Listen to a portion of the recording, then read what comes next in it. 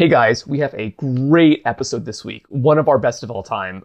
We are here with Matt Christman. Just before we start with this talk on the 30 Years' War, we wanted to give some really quick introductory information. Yeah, for sure, because it's such a vast topic. It's something that really can't be done justice in a single 2-hour episode. But we tried our best and we dug up a lot of really interesting information that we didn't directly touch on with Matt while discussing this great movie. Or at least potentially great in my opinion. There's a bit of a divergence of opinion there. It's definitely fun. Yeah, so we talked about the movie and the general overview of the 30 Years' War. What exactly was that? Well, you're about to find out. And like all great stories, it begins with an ominous portent. Around the start of our destruction, that is not only already well underway in Bohemia, but is now appearing elsewhere. A dreadful comet with a long burning tail appeared in the sky, causing terror throughout most of Europe. With this terrible torch, the God Almighty signaled his place as a preacher of atonement at the high altar of heaven, so that people could see how he would punish them for their sins, and had decided to bring his punishment rod over them, and thereby gave ample warning of damage and admonished them in times of grace to abstain from sin and plead for divine mercy. Yeah, and that's great. There always seems to be some kind of weird comet or dragon being sighted somewhere or another before the advent of a great catastrophe. Absolutely. That's exactly right. And before we get into the 30 Years' War itself and start our interview with Matt Christman, just wanted to say, guys, if you're liking this podcast, please give us a rating and review. We are really excited to hear what you're thinking. I think that 2023 is going to be a really fun year for this pod. So if you guys have any thoughts, any suggestions for future episodes, any questions about something that might be unclear, just, give me a shout out on Twitter. Drop me a line. Yeah, for sure. DM us and tell us who your favorite elector is. Yes. Tell us who you want to be on the imperial throne. Yeah. Catholic or Protestant. Yeah, let us know.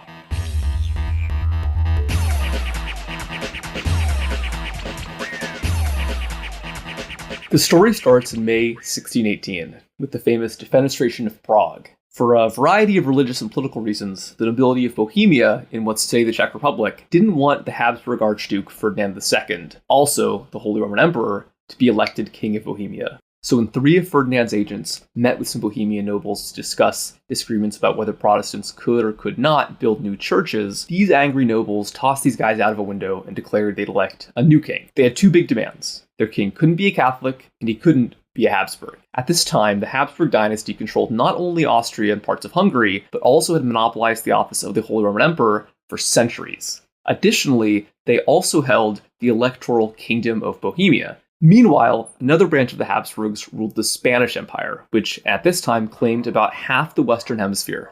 Spanish Habsburgs also held on to smaller territories in Italy and the Netherlands, and had spent the past 50 years putting down rebellions of their Dutch subjects and even fighting with the newly independent Dutch Republic. Meanwhile, another branch of the Habsburgs ruled the Spanish Empire, which by 1618 claimed about half of the New World. Spanish Habsburgs also held on to smaller territories, like Milan and Italy, as well as parts of the Netherlands. For the past 50 years, they'd been fighting wars in the Netherlands, against their own subjects and against the newly independent Dutch Republic. In Spain and in Austria, the Habsburg dynasty was incredibly Catholic. During the period known as the Counter-Reformation, Habsburg monarchs all across the world restricted the power of Protestantism and reasserted Catholicism in certain parts of Germany. All of this led to long simmering resentments of Habsburg domination, both within the Holy Roman Empire and more broadly across Europe. So when these Bohemian nobles revolted against the Habsburgs, they were essentially declaring war on what you could consider an early continental hegemon, and many different figures wanted to get involved. They would elect the young Prince Frederick of the Palatinate as their new king. This guy, from Western Germany, near the border with France, was a hardline Calvinist Protestant married to the English princess Elizabeth Stuart. But when the Habsburgs and their Catholic allies retaliated, Frederick suffered a humiliating defeat at the hand of his Catholic cousin Maximilian, the Duke of Bavaria. Frederick fled the country after just a few months, earning him the derisive nickname the Winter King, because he barely ruled Prague for more than a winter. This could have been the end of the war, but those long simmering international tensions meant that many other countries would join in with the fight. So across the next 28 years, subsequent invasions by Denmark, Sweden, and even Catholic France would prolong the war and devastate Germany. The famous Swedish king Gustavus Adolphus impressed all of Europe with his unusually professional army, and he'd occupy the empire as far south as Bavaria. But he'd ultimately be defeated by the Habsburgs' own genius, Albrecht von Wallenstein, and die on the battlefield. Wallenstein, himself a Bohemian, came from a Protestant background but converted to serve the empire. He was a really new man, someone with really interesting connections to the burgeoning financial world, who wasn't from any kind of great noble background, like Gustavus Adolphus. But after Wallenstein got too strong, he'd be betrayed and murdered by the Emperor Ferdinand. By this point, French and Swedish troops were running rampage across the empire, and the second half of the 30 Years' War would be a period of absolutely infernal chaos for everyday Germans. The loss of life and property in this era was incalculable, but it seems like the combination of disease and famine and slaughter probably killed about 1/3 of the entire empire. This is the world in which the 1971 movie The Last Valley is set. And this is the world we're going to be discussing today with Matt Christman on this week's episode of Gladio Free Europe. By 1618, the empire was a strange conglomeration of states, which all had varying structures and relations with one another. Some of them were duchies or princedoms, others were bishoprics in the hands of the church, and yet others were imperial free cities nominally governed by the emperor, but in practice under the control of local oligarchs. Some of them were just tiny feudal estates in the hands of a minor knightly family or another. It's difficult to say how many states or entities there were exactly, given the complicated ad hoc structure, but in the early 17th century, it seems that there were around 2,000 such entities. A lot of their territories were even non-contiguous. It was a whole mess. This amalgamation sounds very odd to us today, but it made sense in the medieval context that forged the empire. The big dogs in the empire were the electors, the 7 states who could elect the new emperor upon the death of the old one. These were Bohemia, Saxony, the Palatinate, and Brandenburg, as well as the archbishoprics of Mainz, Trier, and Cologne. The Habsburgs used a complex system of alliances and bribes to always elect one of their own to the imperial throne. But some Protestant electors, most notably the Palatinate, were tired of this dominance. This was one of the big motivating factors for the war spinning out of control as it did. Another factor was the question of control. Although the emperor today brings to mind great power and authority, the emperor of the Holy Roman Empire really only had direct control over the lands of the Habsburg dynasty. The emperor was supposed to act as a mediator between competing nobles to tamp down on conflict within the member states of the empire. While a lot of historians, especially German historians with a nationalist bent, saw the empire as outdated or unnatural and a disaster waiting to happen, recent scholars like Peter Wilson have argued that it actually served its purpose quite well. But in an age when Europe began to undergo an administrative revolution which increasingly rationalized the functioning of the state, fissures were beginning to show. In that age, the disputes which arose had a religious valence. The Reformation kick-started by Martin Luther would fracture Christendom on a literal level. Where previously there existed one universal Catholic Church which proclaimed a vision of social order into which all were supposed to fit, the new religious tendencies, which were grouped together under the rubric of Protestantism, proclaimed Catholicism had twisted the Christian faith. Protestantism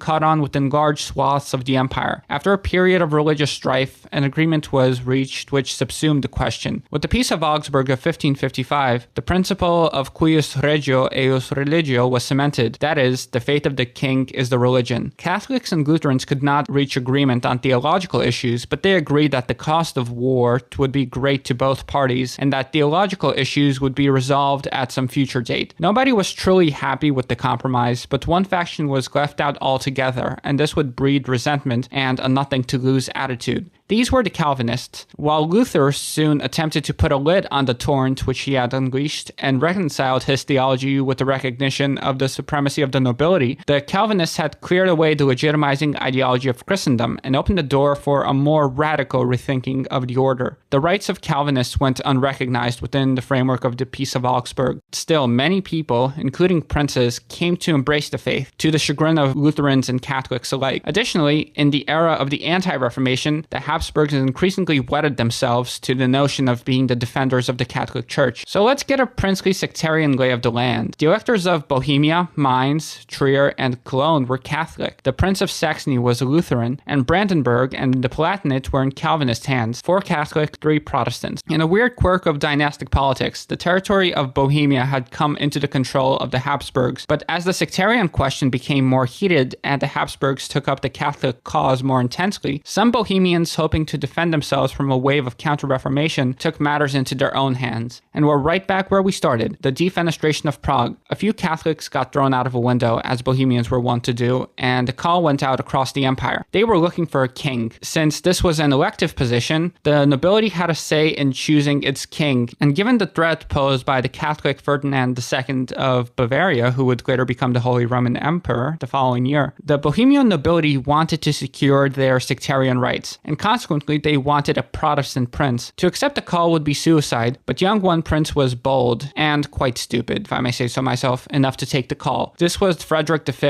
of the Palatinate. Frederick was a very serious Calvinist, and he came to believe that it was his destiny to strike a blow at the heart of Catholicism in the name of the true Christian faith. So far we've spoken in sectarian terms, but in reality the questions here were much more practical than meets the eye. Beyond this oft-imagined understanding of zealots of competing faiths duking it out to determine who had the correct interpretation of Christianity, as the movie The Last Valley indeed does, there were very real practical implications for this stuff beyond the immortal realm. For one, a Protestant becoming the elector of Bohemia would flip the electoral balance to 4 Protestants, 3 Catholics, which meant that the Habsburgs would likely lose the emperorship, which had been theirs by tradition. Beyond that, the faith of the prince or king or whoever happened to be ruling any particular territory would dictate who got into positions of power. In an age where the inheritance traditions of the Germans meant that with each generation, there were more and more people of noble background who had too little to their name to sate their appetites for power and luxury, to be able to shower your co-religionists, that is your friends, with posts as an opportunity arose meant that the exclusion of one religion or the other could open many vacancies for the ambitious. An overabundance of people who were ready to burn down the whole world to secure their own future spelled doom. Thus the war began and spread across increasingly large swaths of the empire. Many other states in Europe saw this as an opportunity as well. The wide-spanning territories of the Habsburgs made them a force to be reckoned with, one which checked the ambitions of other states on the continent, and outside powers had a very strong incentive to become involved in the war, which had started out as a distinctly internal matter. Some of these powers, such as England, Denmark, the Netherlands, and Sweden, were Protestants, but many Catholic states took a more Protestant, or rather anti-Habsburg, orientation as well. Chief among them was France, but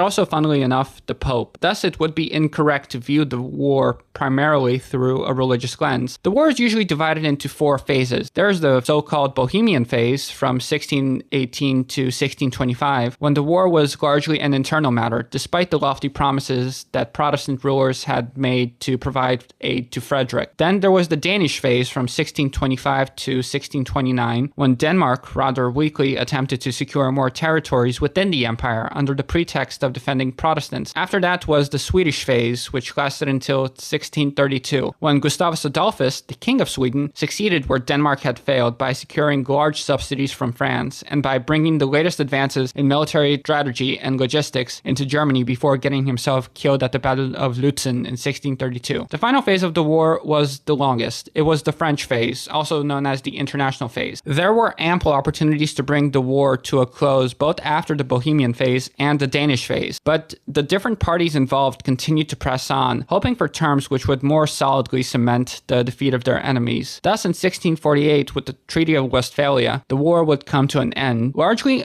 along the same terms which would be on the table in the late 1620s. But this time, this would be in a Germany with millions fewer people. Many incredible personalities would emerge from this maelstrom, many of whom we spoke about with Matt, such as Elizabeth Stuart, the wife of Frederick. There was the sneaky Maximilian of Bavaria. There was Christian of Anhalt, whose ambitious schemes outpaced his competence by a mile. And, of course, there was the enigmatic Wallenstein, who used his bourgeois skill set to secure an army and many titles from the emperor. There are also many other figures who are less well known, such as Bernard of Saxe-Weimar, who was the youngest of 7 brothers. And finally, a true sycophant, there was Gottfried Pappenheim, who notoriously would flagellate himself for having committed this great sin of being born a Protestant and maintaining that error into his adulthood. Pappenheim would first be greatly injured in the Battle of White Mountain of 1620 and would later die of injuries sustained at the Battle of Lutzen, the same battle where Gustavus Adolphus had fallen. And of course, there were many more figures. So join us as we spoke to Matt about this incredible period, about its many personalities, and the implications that all of this has for people living in our times. But one last note before we begin. I had some technical difficulties during the interview with Matt, so consequently the audio isn't going to be up to its usual standard for this time. But fear not, I've learned from my mistake and it won't happen again. So in the meantime, relax, sit back, and enjoy the show.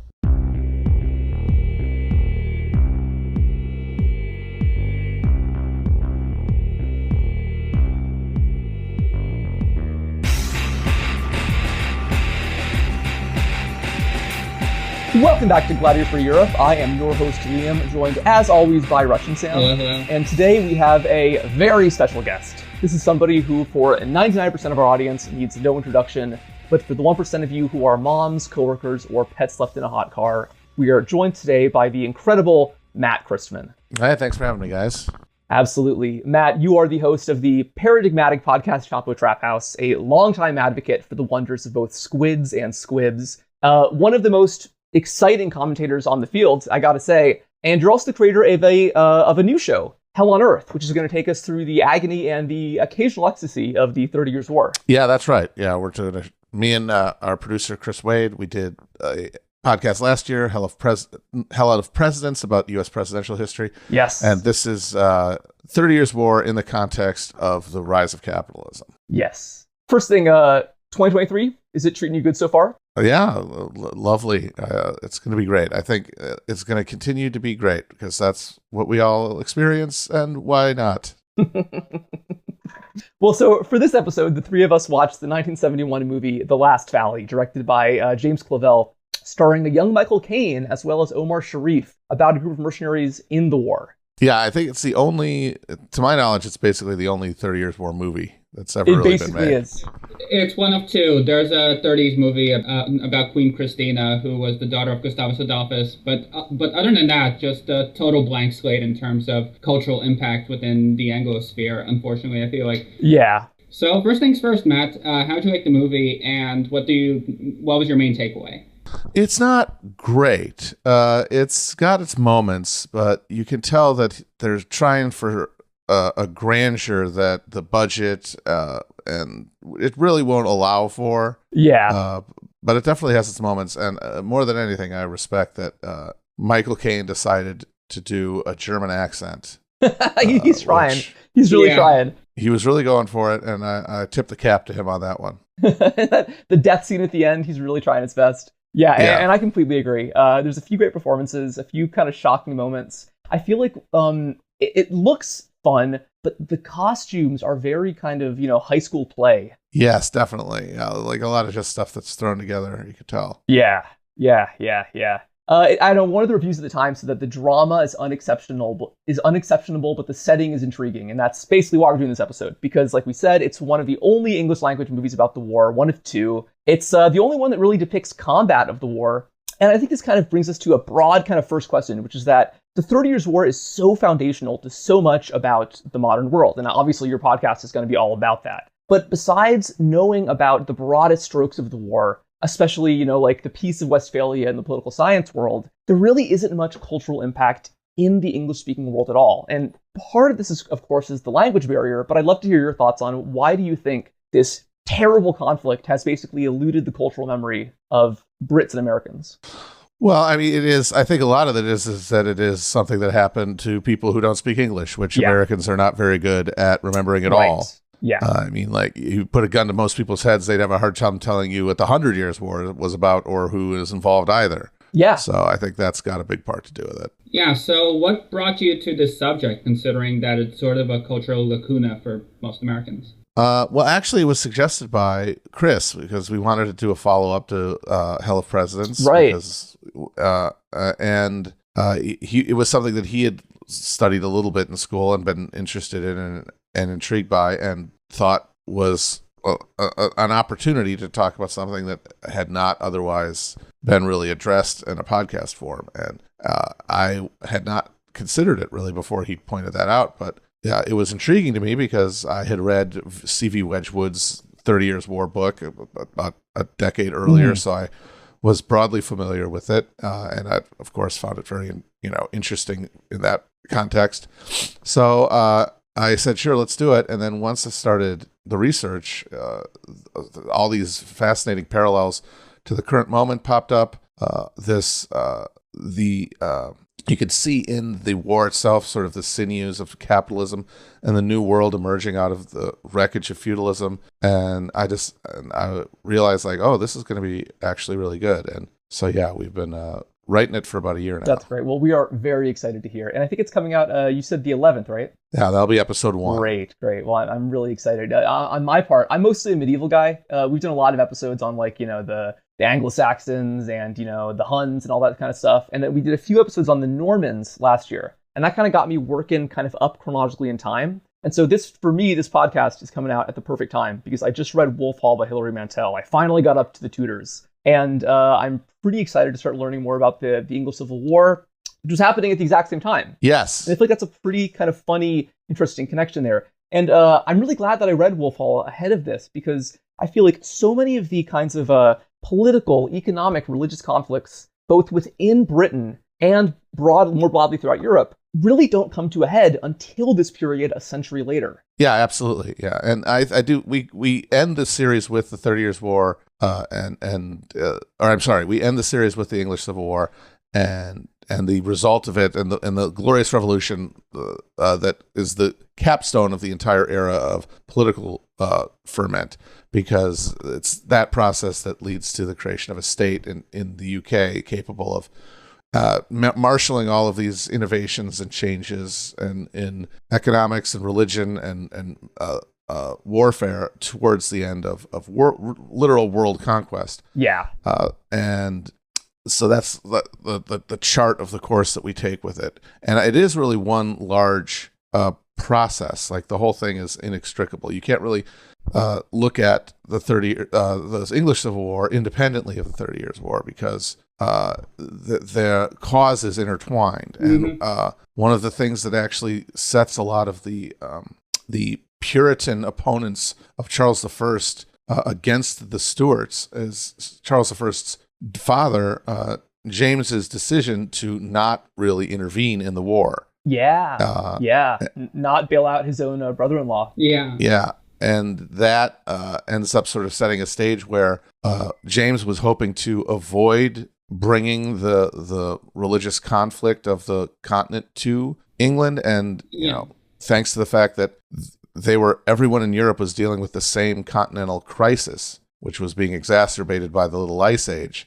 it ended up showing up regardless and ended up, bringing down his own line. Yeah, and of course, on a much more micro level, this war is the reason why, the third most famous person in the English Civil War after Cromwell and Charles is Rupert of the Rhine, who's one of the kids of Frederick the Palatinate. Absolutely, yeah, the ultimate cavalier. He really is, yeah. And then also it's kind of part of the reason why the Hanoverians would become kings, and why basically every king since then has been of like predominantly German ancestry. It's true, they're a bunch of krauts. That's right. Yeah, well, speaking of krauts, you mentioned kind of the bigger, broader geopolitical issues of the time. I think that just to go incredibly briefly for anybody who's not familiar with basically the landscape of early modern politics, I think that the real, in a lot of ways, this is especially Wilson's view, one of the texts we sourced from, is that on a more geopolitical level, a lot of this conflict can be understood as kind of a long simmering resistance against the very long power of Habsburg monarchy in Europe. Because during the era of Wolf Hall, a century prior, Charles V had somehow managed to rule over the Holy Roman Empire, the Spanish Empire, and therefore like a third of the world. This is a century later. The two halves of the Habsburg dynasty, the Austrian half and the Spanish half, have separated, but they're still in pretty close contact. Austria's motto at this time was AEIOU, Austria est imperiare urbo universo, which basically means that it's Austria's destiny to rule the entire world. A lot of people in Europe, though, don't like this situation. Is that read correct, Matt? What do you think? Yeah, I mean, there had been throughout the Middle Ages an idea of a universal Christendom, something that Charlemagne had established as a possibility in the early iteration of the Holy Roman Empire before it started breaking up almost immediately. Someone was imagined in the courts and salons and universities of Europe to be someone to bring back the universal peace that would come from a universal monarch. And the closest anyone ever came was Charles V, went through all those very lucky dynastic marriages the Habsburgs were known for. He came to possess a huge swath, an unprecedentedly large swath of Europe. Yeah. But what that ended up doing in the context of Europe after the Roman Empire, where no central authority could dominate, all of the other dynasties which held power oriented their foreign policy around neutralizing the Habsburgs and reducing their threat to carry out that promise of universal monarchy. And though Charles basically gave up towards the end of his life, a broken, hemorrhoidal man, and split up his empire between his brother and his son, that Habsburg power was still, a century later, very overweening, especially considering the massive amounts of incomes and revenue that the Spanish Habsburgs had access to. Oh, absolutely. Thanks to their conquests in the New silver. World. The silver, yes. Potosi silver mines and stuff. Yeah. And that meant that they were still the target of the foreign policy of these other regimes, which by this point had been confessionalized by the Reformation. And you had the emergence of a self-conscious axis, basically, an alliance or a would-be alliance among Protestant states and German princes to neutralize Habsburg power, specifically in Germany, where the Holy Roman Emperor had been a figure who had never been able to assert sovereign authority over the German lands, but had been able to maintain his, justify his reign and maintain his usefulness by being the arbiter of disputes between the sovereign princes of the empire. But the Habsburgs' ability to project themselves as arbiters was neutralized by the fact that they were increasingly seen as partisans of the Catholic side, a Catholic interest in Europe, which led the Protestant forces, both within and outside the empire, to begin marshaling against them. Yeah, and it's a really long process. Like there's the very long kind of period of the Counter-Reformation, where you see kind of the slow tide of the receding of the Lutheran tide. You know, you see places like the Rhineland and Donauwörth become Catholic once again, largely due to somewhat aggressive Habsburg policies. And then you also, of course, see the kind of interesting rift in the Protestant side with the emergence of illegal Calvinism.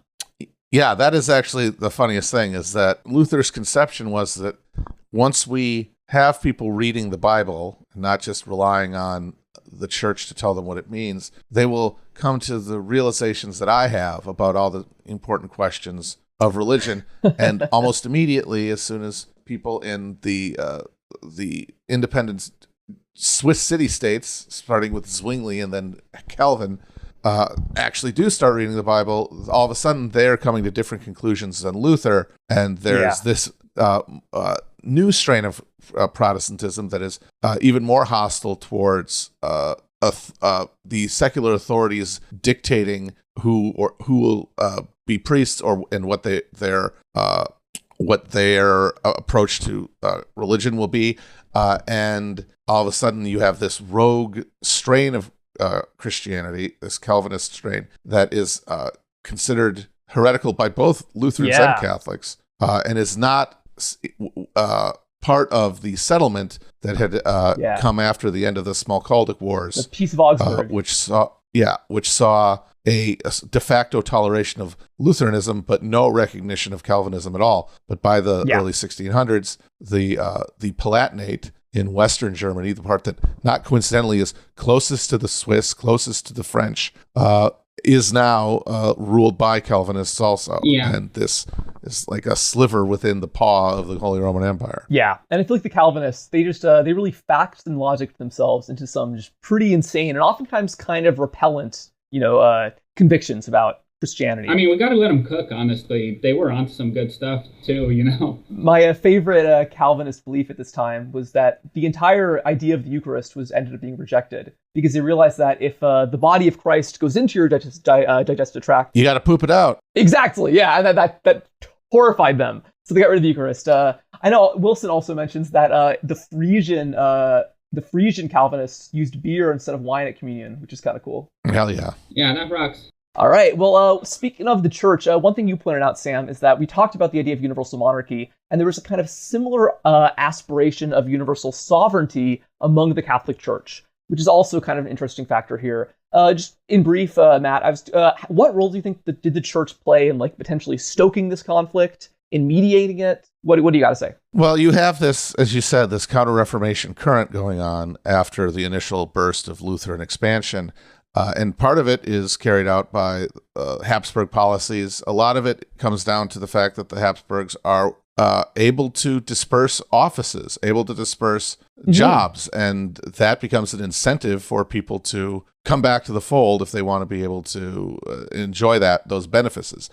But also you have the creation and then distribution through Europe of the Jesuits. The Society of Jesus of Ignatius Loyola as a Catholic cultural shock troop. Yeah. Who become in the Protestant minds the center of a conspiracy, basically, to root out true religion throughout the continent. Yeah, and they really went crazy with those conspiracies. You know, like I'm sure it's not a coincidence that the infamous Protocols of the Elders of Zion, I believe, opens with comparing Jewish people to Jesuits. Yeah. They're in the Protestant woodcuts and etchings. They always show them with their big round hats, and they're always communing with witches and the devil, and yeah. That's great. And I guess there was some vague truth to that, only in the sense that there were some Jesuits who had prominent government positions. But as far as I know, there was never any successful, broad conspiracy of Jesuits to reimpose Catholicism on the Lutheran world. Although they did keep killing Lutheran monarchs and Calvinists, like William of Orange and Henry IV. Of France. Those kinds of people. So, I mean, if I was living in that period and I was... That is true. They did love doing assassinations. Yeah. All right. Well, okay, so moving on here. Basically on the topic of, this kind of religious conflict, something that you've talked about on Chapo, which I'm assuming is going to come up in your new show, is the fact that this was a war where after a certain point, the only people fighting were either dead-eyed psychos or religious sickos. Yeah. And so we were hoping you play a game with us, Matt. And that Sure. is Psycho or Sicko, where we just shout out some figures from the 30 Years' War, and you decide if they are a psycho or a sicko. All right. Give it to me. So start us off. The guy who started it all, the boy blunder, Frederick of the Palatinate. Definitely a psycho. Okay. I do believe he was a true believer. He was very young at the time. He was being pumped up by a lot of people who had big aspirations, like his advisor, Christian of Anhalt, who was sort of a classic scheming behind the scenes type guy. And then you had his court theologian, Abraham Skoltotis, who was a total love the name religious maniac. So I think he was a true believer in his own destiny, for sure, as the lion of true religion who would finally banish Catholic tyranny from the continent. Yeah, his slogan was "Rule me, Lord, according to your word," and he bragged about having read the Bible 26 times, which really got him far, I gotta say. Yeah, seriously. Yeah, and he also took a lot of icy baths, kind of doing like the kind of Wim Hof method of the 1620s. Yeah, he liked swimming nude in the Slatava River after he got to Prague, and the local Bohemians were not happy about that. I think the only thing that I find in any way relatable about Frederick is just that he was very young and dumb. Yeah. And he seemed pretty devoted to his wife, Elizabeth Stuart, the daughter of King James. He did love Elizabeth Stuart. Yeah, my favorite thing about their relationship is that even though I believe they had to speak French to each other, they got along really well. And he loved her so much that he even built her a monkey house. If that's not love, I don't know what is. Man, what's stopping you from building monkey house for your girl? Yeah, but before we move on, the war really kicked off after Frederick was elected by the nobles of Bohemia to be their king. Matt, could you explain what exactly this election was? Because generally when people think about kings and whatnot, they don't think about people getting elected. Yeah. Well, it's actually kind of a geographic phenomenon. The farther west you go, the farther east you go in Europe, the more likely your monarchy is to be elected, because those centralizing currents that had created the more powerful dynasties of Western Europe didn't really exist in the less populated regions of Eastern Europe. Yeah. You had much Poland. more powerful magnates, much more powerful nobles who were able to insist on being able to elect their sovereigns. And the Bohemians were the only sovereign monarchy within the Holy Roman Empire. The king of Bohemia was one of the 7 electors of the empire. The rest were princes and prince bishops. The Bohemians had a century before, or over a century before, 200 years before, a century before the Reformation, had secured their own quasi-independent church from the Catholics. The Hussites. The Hussites, yes. And it was it's one of those situations where it looks silly when you see what they were actually fighting for and what they got, which was the ability to get both bread and wine at the Eucharist instead of just the wine. They were called the Ultraquists. That's Latin. It means like both. You get both. But what it masked was a revolt of Czech-speaking nobles and vassals against a largely German Catholic ecclesiastical hierarchy. And they were successful in fighting a long war with the church that saw them secure their own independent appointments. And they were very jealous of that. They spent the century since agitating from within the context of the empire and from within the context of their elected monarchy to protect their privileges. And they had secured when Rudolph II, who had been the Holy Roman Emperor towards the end of the 16th century, and who was sort of tuned out a lot. He had moved the court to Prague, and he basically just pondered orbs and looked at weird skeletons and talked to alchemists because he hated his family and his his realm was essentially ungovernable. So he basically became a gamer of his time, and his brother Matthias wanted his post, and he made a lot of promises to the Bohemians to secure their support for his ascension, and he was able to basically bully his brother out of the Holy Roman imperial throne, and this raised a lot of Bohemian hopes. And when Ferdinand II was being brought in as Matthias was kind of going out the door, to be brought to be the next Habsburg king of Bohemia, and with it bring the counter-reformation that Ferdinand had overseen in his ancestral lands. In Austria.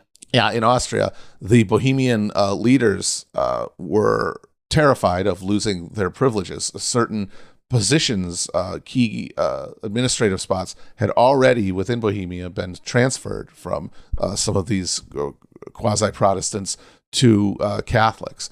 And that led to this rebellion among the Bohemian elites, which climaxes with the famous Defenestration of Prague, which is the second time that Catholics get thrown out of a window in Prague by Protestants or proto-Protestants. It happened during the Hussite rebellion as well. Yeah, you will never catch me by a window in Prague, ever. No, bad idea. And so when they throw the imperial representatives out the window, it is as part of a vacation of the throne and a resolution to find a new king. And they wanted someone who was going to support Protestantism and also support the privileges of those Protestant electors.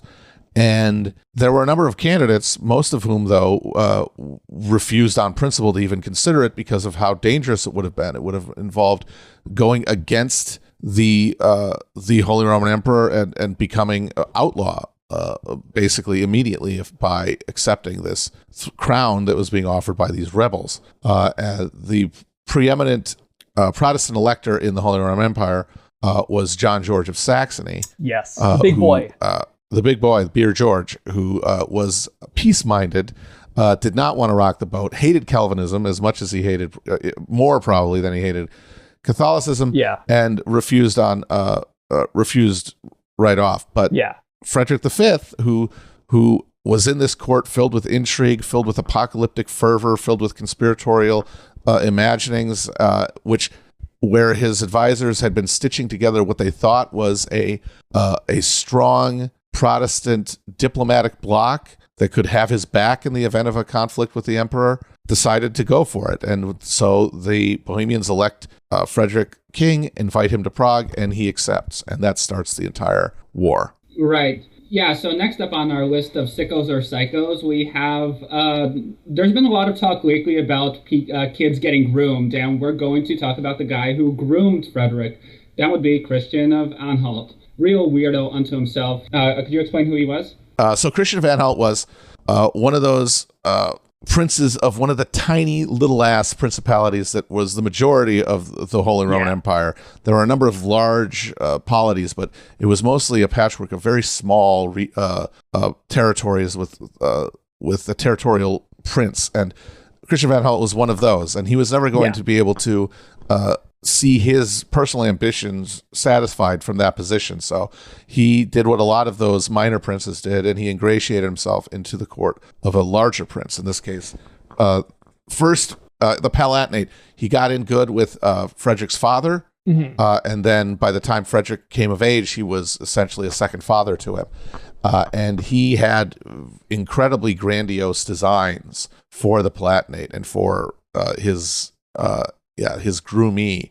And he's another guy. He with a lot of these sicko guys, it's hard to find the line because their sickoness feeds their psychoness and vice versa. Right. And I'd say Christian's one of those for sure. Yeah. What was the most sicko thing about him, you think? I mean, the fact that he was willing to start a continental war, that's pretty sick. That'll do it, yeah. Like the fact that he spent years meticulously arranging alliances to the end of a continental war. That's pretty sick. Yeah. Well, speaking of these alliances, obviously there was the Catholic League, which wasn't exactly the same as the Empire and the imperial side. And then there was also, on the opposite side, there was the Protestant League. What do these leagues look like? Do they have much actual authority? Like, what are they doing? Well, they were military alliances. Essentially, they were the forerunners of the alliance system that would end up leading to World War I, basically. Right. It was a mutual defense pact. And the first one was the Protestant Union, which was led by Frederick. Again, the Saxons said, no, thank you. Keep us out of this. And it was designed to protect Protestant interests within the Holy Roman Empire because, as they pointed out, they could no longer trust the emperor to be a neutral arbiter. He was seen as a Catholic protagonist. Yes. So it was pitched as this independent guarantor of Protestant rights. And of course, it was also a power projection for Frederick V. And that led to Maximilian of Bavaria to create the Catholic League as a counter. Yes. But also, crucially, as a way for Maximilian and Bavaria to create an independent power base that could do its own job of influencing and undermining the authority of the emperor. Because the Maximilian of Bavaria was the preeminent Catholic leader of the empire, although he did not have a electoral vote, and he had his own ambitions for his family, which, by the way, was the same broader family as Frederick V. They're both Wittelsbachs. Yeah, terrible cousin. Yeah, they're both cousins, and so both the Wittelsbach ambitions are key to this entire thing. The two branches of this family seeking power within the greater framework of the Holy Roman Empire, and using confessionalism to accomplish that. Yeah, and I guess this would come to a head, this intra-dynastic fight at the Battle of White Mountain, when Frederick would be evicted, become the so-called Winter King, only there for one winter, all thanks to the effectiveness of Maximilian's. Yes, it was once the actual shooting started, the competencies and capacities of the two sides were revealed to be wildly different. It turns out that all of the support that Frederick and Christian had assumed and depended on basically fell away. His father-in-law James I had actually no real interest in pursuing a conflict with the emperor. He married his daughter to Frederick, but he was in the process of trying to marry his sons into the Habsburg family. He wanted to play the role of a mediator of continental conflicts, not the instigator of them. So although he allowed units to be raised in England and Scotland and to send troops there, he did not formally support the Bohemian adventure, which that knocked the pins out. Turns out there was nobody who was willing really to give any money to Frederick. They ended up depending on the Duke of Savoy to basically front the money to put a mercenary army in the field for him, commanded by this guy Mansfeld, who's one of the first military entrepreneurs of the war. And they make an abortive attempt to go to Zerg rush Vienna, which gets them to the gates, but they don't have they in order to get there fast, they didn't bring any artillery, so they had no real ability to sustain a siege, and they had to recede back. And in the meantime, Maximilian is building a real military force that is able to cut into within a year of the ascension. Cut through Bohemia and right outside of Prague, rout the Protestant forces at White Mountain, send Frederick and his court streaming out of the city with the derisive nickname the Winter King, because he was only able to rule for one winter before being kicked on his ass. I know that they left so quickly that they almost left Prince Rupert of the Rhine behind. And then some servant said, "Oh, wait a minute, my Queen Elizabeth, you have one more kid." Yeah. What about this guy? Get him in there. Yeah. Yeah, that would be a great setting for a Home Alone. Oh, absolutely. Yeah.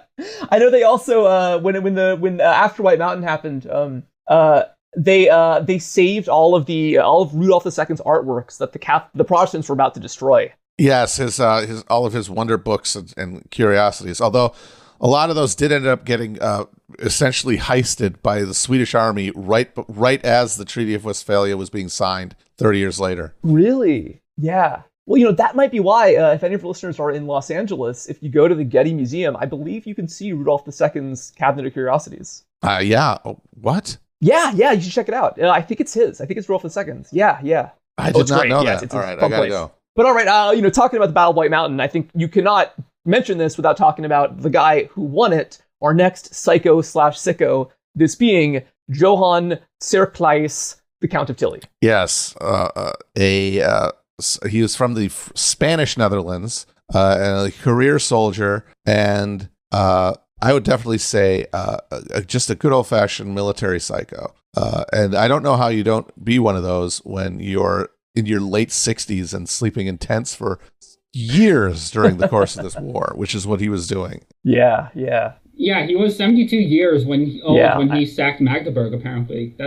72. Yes, and then he made sure that in the ashes of the burned city, he reconsecrated the cathedral for the Catholic Church. Oh, that's great. That reminds me at the beginning of this movie, Last Valley, when you see a guy kill somebody and then, beg for forgiveness, praying over the corpse. Yeah. That's great. Yeah. So Tilly, this is like a big question. I don't know if you're going to go into this in the podcast. I don't know anything about the kind of strategic side of this war at all. Why was Tilly considered such a great commander? I mean, a lot of it is just that he won, like it comes down to it. Like the job of a general in these armies is really much more about logistical management than any sort of real questions about, strategic brilliance, until Gustavus Adolphus comes along, who's able to marshal a whole new body of military science to do like stuff that's legitimately innovative. Yeah, like having uniforms. But for the most part, it's about, like Nathan Bedford Forrest said, getting there firstest with the mostest. And Tilly was very good at that. Yeah, and with a similar brutality to Bedford Forrest too, as you saw at Magdeburg. Absolutely. Yeah, yes. Yeah, and that was, I was not familiar.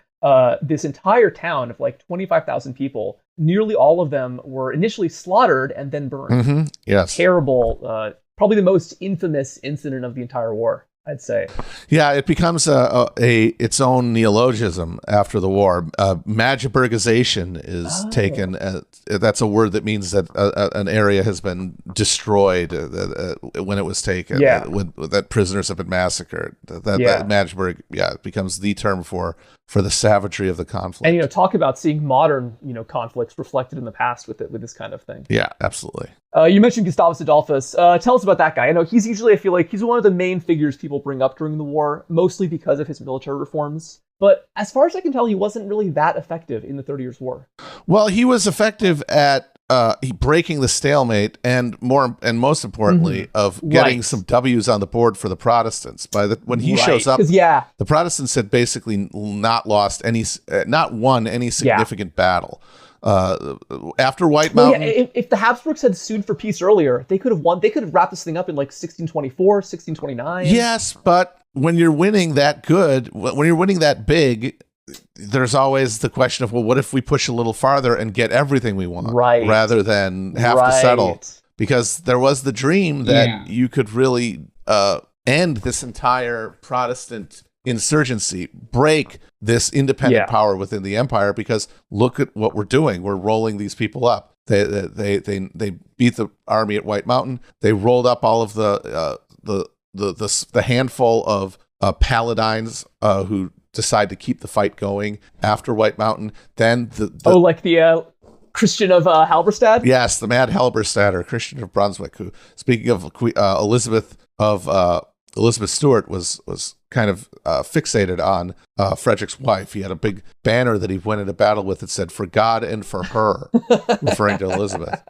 But they rolled up those guys within the years that followed. And then the King of Denmark intervened to try to defend Protestantism in the empire, and he was roundly defeated. Yeah. So it was an uninterrupted string of Catholic victories that was finally broken by the arrival of Gustavus Adolphus, who is able to do things that other armies simply didn't have the capacity to at that point. One of the things he does is he intersperses artillery among infantry and increases their effectiveness as a way to neutralize enemy infantry positions. He does at his first big victory, the Battle of Breitenfeld, he does this rolling gate reforging of a line after a flanking maneuver that nobody else had come close to doing anything that complicated on the battlefield at that point. And as a result, he's able to roll across Germany within a year. He goes from the Pomeranian coast in the northeast to taking Munich in Bavaria in the southwest. Yeah. But the problem with Gustavus's entire approach to battle is that it depended a lot on his personal charisma and authority, which meant that he, unlike most sovereigns of this period, fought from the front. By this point, very few kings could be found even on a battlefield. And he led on a horse from the front, and at the Battle of Lutzen, he got killed, and it effectively broke the momentum of the entire Swedish intervention. They stayed in the war because the French were willing to pay to keep them in the field after that, but they never again had the momentum that they had until that point. And after his death, weren't they basically just rampaging? Yeah, they were going basically where the French told them to go, and where there was where they could potentially, where they thought they could feed their army for the winter. I've read that the capture of Munich by the Swedes really pissed off the Catholic League, because they blamed the empire, they blamed the Habsburgs for not defending them harder. I think there was even some thought that, maybe they let the Swedes ruin, the strongest Habsburg ally, so there wouldn't be any competition. I mean, there was a lot of bad blood and mistrust between the Bavarians and the empire. When Gustavus invaded, the French, as part of their alliance with him, made an agreement that he was not to engage against the Catholic League forces, because the French were in the process of negotiating an alliance with Bavaria. Oh, that's great. I didn't realize that. Against the Habsburgs. Yeah, something I've heard also is that I believe a big part of that was that Maximilian's wife, Maria, was a Habsburg, but she was totally against her own family. She really wanted Bavaria to carve out an independent foreign policy, and apparently was a big factor in those decisions. Yeah, that's true in many of these cases. Yeah. Well, all right, we're just getting around the end of this list of, the psycho or sicko list. Next one up, I'm thinking this is probably he was an important figure in the late stage of the war. This was after Gustavus Adolphus had died. This is I believe, the last major German prince to keep fighting against the empire, generally for the French, that being Bernard of Saxe-Weimar. I don't really have a good handle on this guy. What's your read? Bernard was an operator. He was in the tradition of the mercenary captains, really, in that he was always looking for the best deal. He was willing to leverage the French against the Swedes against the French for his own position at every point. Yeah. Not one of the religiously fired guys. Definitely someone who is in it for his own personal advancement. Yeah. Yeah, absolutely. And the historiography of this war is really annoying just because German nationalists were all over it with their grubby, fat little fingers. And in the 19th century, they kept trying to paint this guy in particular as like a German nationalist who was specifically fighting for German interests rather than, just doing the French bidding in an attempt to get one up on his 13 brothers, I think it was. Yeah, exactly. And that brings us to probably the most prominent non-German, non-Swede of the war.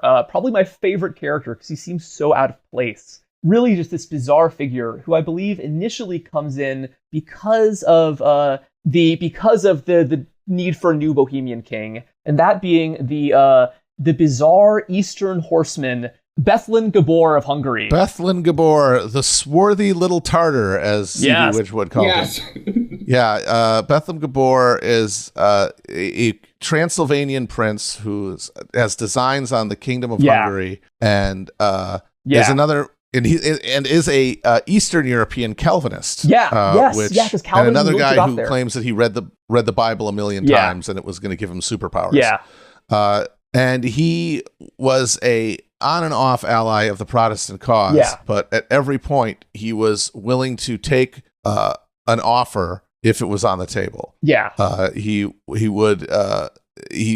kept sending his horse troops in feints and attacks towards Austrian territory, but would invariably get bought off by his claims to the throne being acknowledged by the emperor. Yeah. And I believe the one funny thing about him is that he just wanted a crown, and that right before everything happened with the Defenestration of Prague, he was about to invade Albania and proclaim himself king of Albania. Yeah, that whole area there between the Ottoman Hungary and Habsburg lands, the liminal space gets filled with these essentially warlords who are operating more in like a Central European mode than what we would recognize as like the Western European feudal very medieval that way, and that's very, very medieval in a world that is still in many ways shockingly medieval, I'd say. Yeah. Especially farther east you go, yeah. Yeah, one other thing I find kind of funny about him, just interesting, it's a little small thing, is that his specific cultural background was he was from the group called the CKs of like modern-day Romania, the Hungarian speakers in Transylvania. And what's interesting about them is that is the ethnic background shared by a certain Mexican-American comedian, who I'm not going to name, as well as Count Dracula in the book. He's a CK. Louis CK, Dracula CK. Isn't that wild? Yeah. Yeah, that's something. That is not a joke. They both are. So they're both cousins of Bethlen Gabor. All right. Well, and okay. And now that brings us to probably the most important guy of all. Probably my favorite figure of all the figures in the war after Bethlen Gabor. Somebody who seems probably the most written about character of the war, the most enduring in German cultural memory, thanks in large part to the biographies by Schiller. This is the man himself, Albrecht Wenzel Eusebius von Wallenstein. What is your take on him? Yes. He's one of the characters who is most prefigurative of what's to come. He brings together he's able to see the contours of this new world being made, and he brings these things together. He is able to see how financial instruments and debt can be leveraged for power, and he basically borrows his way. He marries well and then uses his dowry essentially as collateral for a series of loans that put an army in the Yeah. field that becomes indispensable to the emperor. And eventually puts him in a position where the other princes of the empire are terrified of his concentrated power. And he is, after kicking the stuffing out of the Danes, he is forced to resign. At which point, immediately, as soon as he resigns, Gustavus Adolphus shows up and starts wiping the floor with the imperial forces, killing Tilly at one point. And they have to bring back Wallenstein, and he is able to demand this generalissimo position of ultimate authority over the forces of the emperor. And it's because he's able to bring together these logistical technologies and financial ones. But because he is a relatively minor noble who's jumped to ultimate authority, and the other princes of the empire look at him as a mountebank, he is riddled with the same sort of precarious identity and resentment and paranoia of a guy like Nixon. I think of him as sort of the Nixon of the 30 Years' War period. Oh, totally. And maybe this is just because it's the last book I read, but I also get pretty strong Thomas Cromwell vibes from this guy. Oh yeah, definitely. He's in the same mold. And what's interesting is that while he has all of these new technologies at his disposal, he's still, when he's fighting, when he's in the saddle, he is still slave to the same dynamic of uncertainty and fate that everybody else is. And so what he uses as the closest thing to a rigorous scientific approach to decision making that he had access to at the time, he becomes obsessed with astrology. And he uses astrology as his main method of making decisions. Yeah, he was pals with Kepler. Kepler actually made his horoscope. And he would go into battle, go on campaign, and fixate on finding out the horoscopes of his enemies, and then using that as the template to make decisions from, because that was all that was really on offer for a guy like that at that period of time. Well, but how tragic that in the end he could not use his horoscope to predict his own fate. Indeed, that's the one thing you can't know is the hour of your own demise. But he did in his second run in power in authority. He got fed up with the emperor's intransigence and refusal to make a deal at a time when it became clear that there was not going to be the clean and definitive victory that he might have thought was going to happen after White Mountain. And so Wallenstein begins his own secret independent negotiations. He starts talking to the French, he starts talking to the Swedes, he starts talking to the Protestant princes with the overall vision of humbling the Habsburgs one way or the other and reducing imperial authority, perhaps by creating a new Central European state with him as the leader. Or another idea he mooted was bringing all the disparate forces of Europe together in a crusade against the Turks, which had been a age-old technique to try to suppress conflict within Europe, is by getting everybody to band together to fight Turkey, which didn't. None of that came to fruition, and eventually the emperor, was made aware of Wallenstein's deception, and he got Operation Valkyrie. Yeah, and his underlings, his commander, the people below his trusted inner circle, all decided to back the emperor, whose authority was more deeply rooted, and he ends up getting ambushed and executed on his way to Swedish lines in a very red wedding way at what became known as the Eager Bloodbath. Yeah, and the guy who organized his killing was the Irish mercenary officer Walter Butler. Mm-hmm. Yeah, it was all Irishmen and Scots who killed Wallenstein and his courtier. Yeah. And what I find interesting is that one last little Thomas Cromwell, very oblique link here, is that Walter Butler was cousins with James Butler, who, if you know that name, he was the leader of the Irish resistance to Cromwell's invasion. Oh, interesting. Well, all right. Well, thank you so much, Matt, for going over all those guys. One last figure who I feel like to me is a pretty tragic figure, doesn't seem to fit in this psycho-sicko mold at all. I just want to get your thoughts, that being John George of Saxony, who seemed like he was, in a sense, pretty interested in stopping the war, but only made things worse. Is that right? Yeah. John George is the figure I think that's most intelligible to a modern audience, because he had no real interest at any point in the war continuing. Yeah. His strategy was about minimizing conflict. But what that ends up looking like over the course of the war is this kind of frantic and kind of pathetic looking weather vane, where he's going from neutral to supporting the emperor to supporting the Swedes to being neutral again.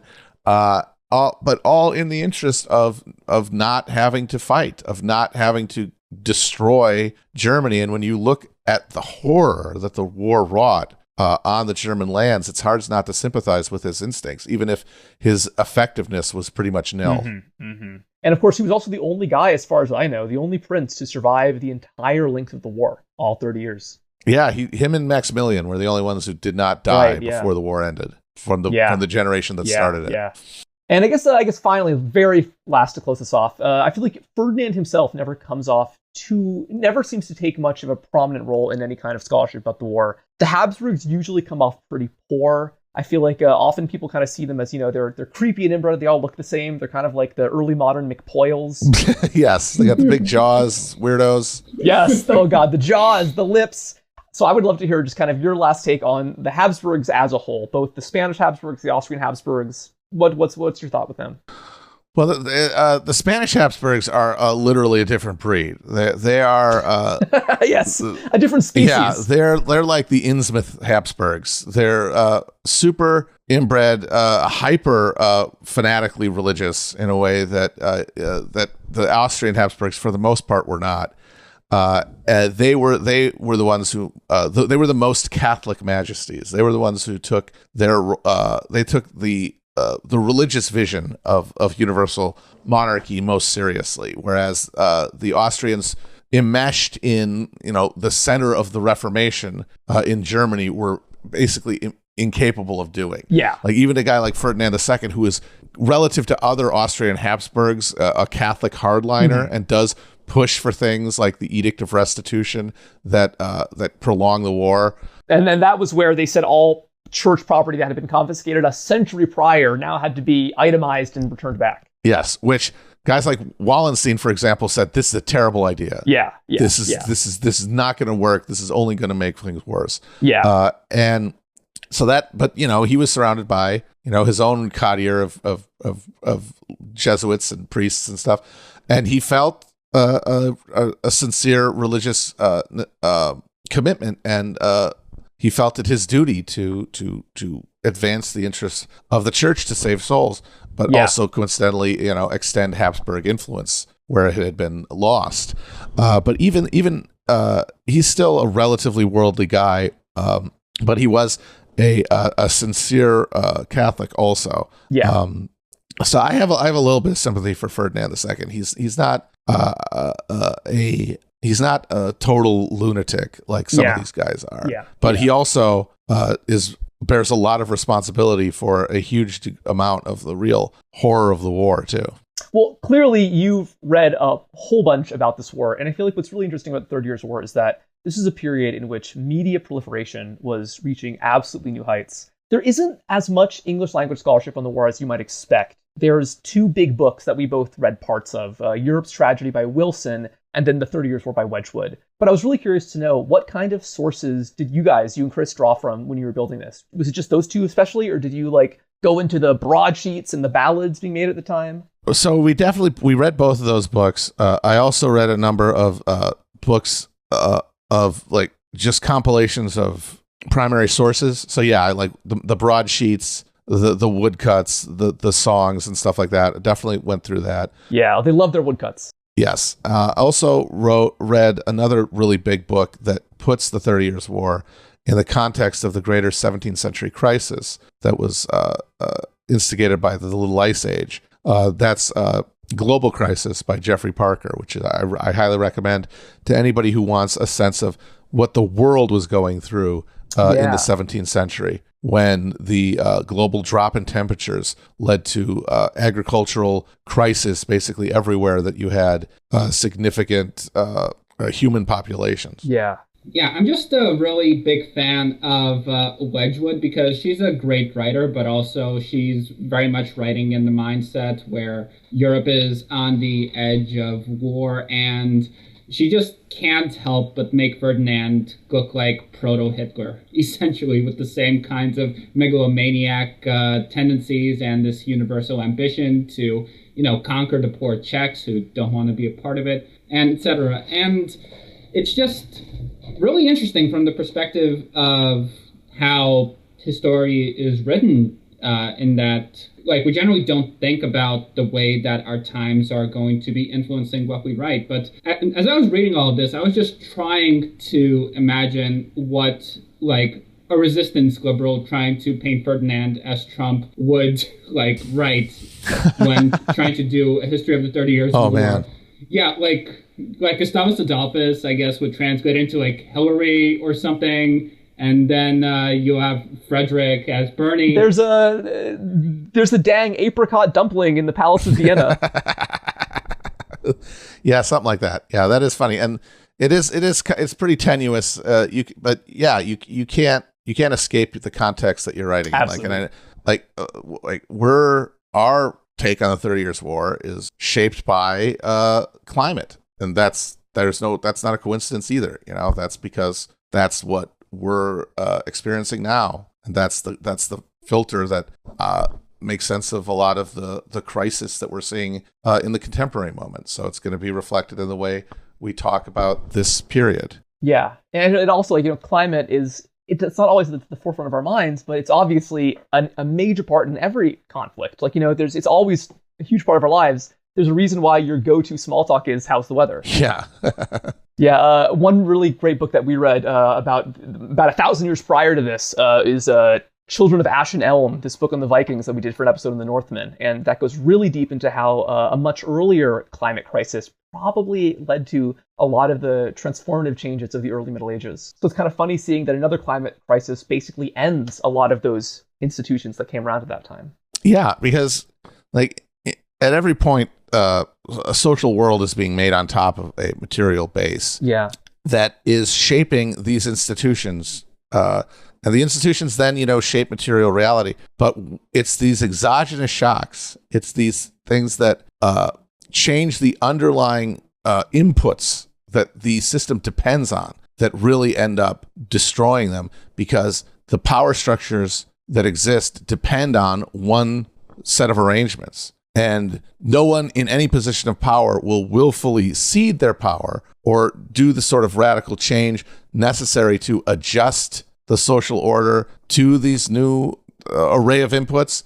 And so that ends up being the thing that will inevitably bring about a final end to any structure, because that is the one contradiction that cannot be managed internally within the system itself. Mm-hmm, mm-hmm. And then in that case, then this is probably the biggest question of the war. But would you say that the 30 Years' War led directly to the end of the Holy Roman Empire?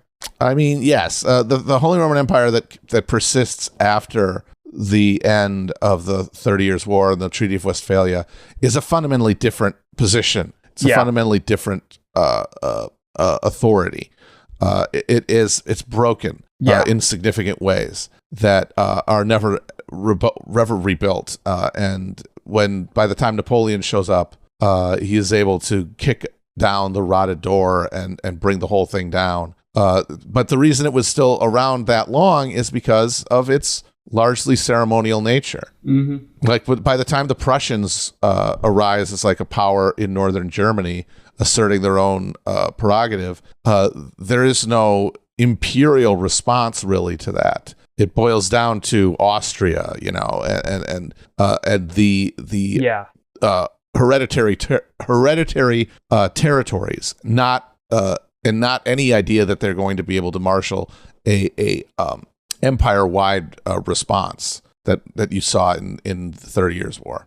Well, speaking about that kind of being able to marshal response and escalate the war as it happened, kind of one last big question before we talk about the movie is that Wedgwood and Wilson have very different perspectives on why the war was so long and so brutal. I know that Wedgwood took sort of a functionalist view, where she believed that armies chose to plunder rather than win decisive battles, which led to reprisals and increased violence and more people joining the army to escape the violence. Whereas Wilson took a much more kind of top-down approach and thought that the war was only so big because so many large countries chose to use Germany as a staging ground for conflicts that they would rather not fight elsewhere, at home.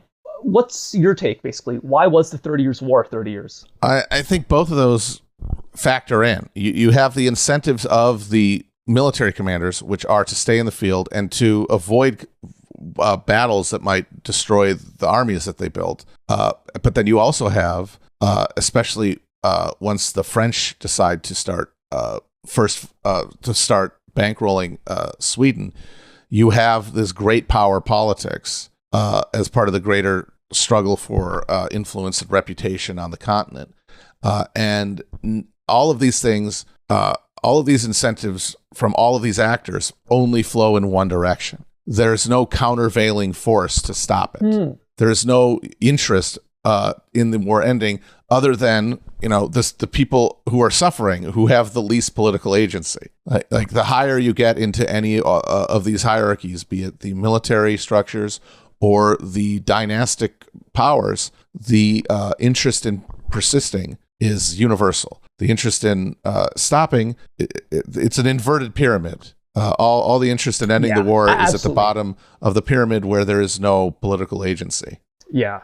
And that's why it's almost, so many powers were able to jump in on this conflict and kind of graft their own grudges onto this war. It's kind of amazing that other powers like England and Poland and the Ottomans were able to generally stay out of it directly. Yeah. That's another reason that it was allowed to go for so long, is because it was relatively low cost. I mean, the French had to pay money, and eventually they had to send an army, but they were fighting them over there so that they wouldn't have to fight them at home. Yeah.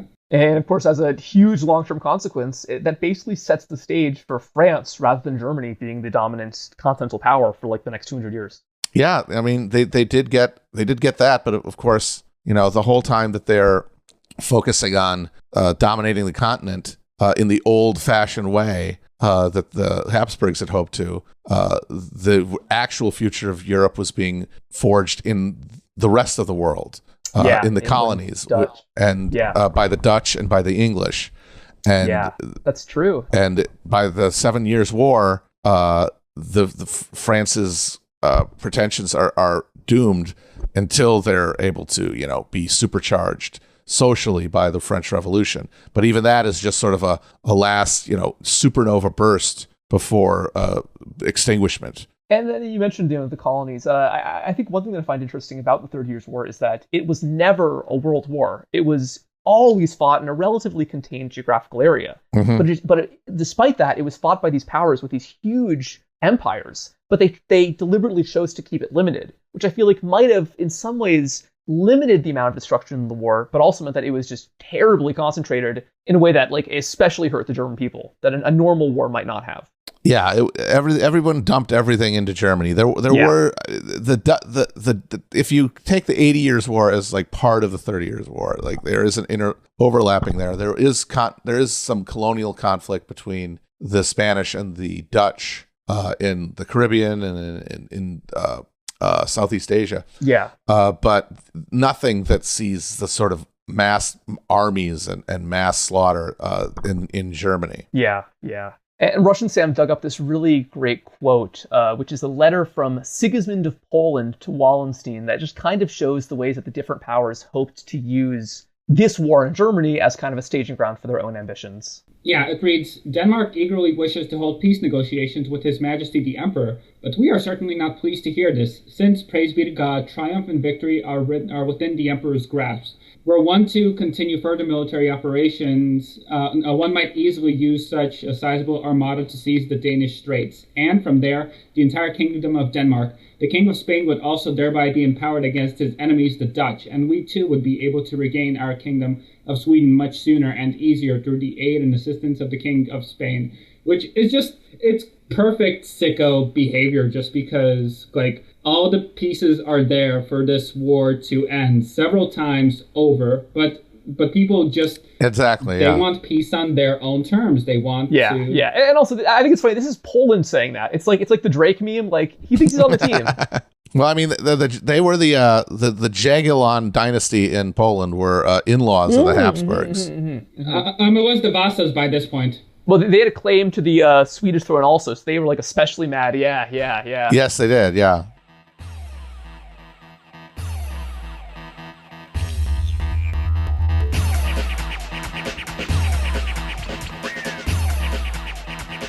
All right, so the movie itself for this episode is The Last Valley. Like we said, it is directed by James Clavell, based on a book by J.B. Pick. What's interesting about this movie is that it's set in the brutal last stage of the war, when most of the Protestant lords have given up the fight, and basically every character we've spoken about, except for Maximilian and John George of Saxony, is now dead. Instead, Swedish and French armies are basically just plundering the country. Croatian mercenaries are running rampage, and the famous Peace of Westphalia is still like a decade away. So this is just like absolute hell at this point. This is probably the most brutal and nihilistic chapter of the war, one of the most brutal and nihilistic chapters of human history. And I have to think that's probably why James Clavell chose this period and this book to make this movie about. Originally, actually, he wanted to make a movie about Philip II, interestingly, like 100 years earlier. He was about to make this big movie about the Ottoman siege of Malta. But then he read this book and thought that it would be a better project. And it's certainly a weird project for him to pick, but it's a very interesting movie. It's not a great movie, but it's definitely one that I'm glad exists. Yeah, definitely. You watch it and you're like, oh man, like this is just so off of the expectation of what you're going to see in a movie of the period. And you know, like we're talking about how the era that a movie or a historical analysis or depiction takes place, reflecting the moment that it's being created in. You know, the echo of the Vietnam War is very strong in this particular take on the 30 Years' War, because this came out in 1971. Yeah, absolutely. And the movie ended up being a pretty terrible flop. And I think that was considered part of the issue. Yeah. People are like, I don't want to see this. Yeah, it's like a bridge too far. The World War II movie had a kind of a similar issue. No one wants to see a movie about the Allies losing, you know? Mm-hmm. Yeah, it's a bummer, man. What are you doing? What are you doing? What are you showing me this? I think that James Clavell's problem was picking this book by Pick, because Pick is, he was a Quaker. And he was so anti-war that in World War II, he was a conscientious objector. And instead, he was an ambulance driver. And he had a kind of interesting background. He brushed shoulders with communists in post-war Britain, but only really wrote this one historical novel. Everything else he did was like more poetry, journalism stuff. And he really wanted to show what he saw as kind of the ultimate futility of war, which in some ways seems almost a little bit juvenile, that kind of like very simplistic perspective. But it's also hard to argue against it, especially, you know, in a war like this. Yeah, just saying like, hey, maybe don't fight. Maybe fighting is bad. You can't get a better piece of evidence than a war where guys just spent a decades plus moving back and forth and just plundering people and not even really getting into battles for the most part. Like avoiding the other armies and just sticking to requisitioning from farmers. Exactly. Yeah, it was like the Chevauchés in the 100 Years' War or something like that. Just constant low-level violence. And I say low level, but when it's that constant, this basically means that everybody is going to be touched by some extent by the plunder, the massacres, the sexual violence.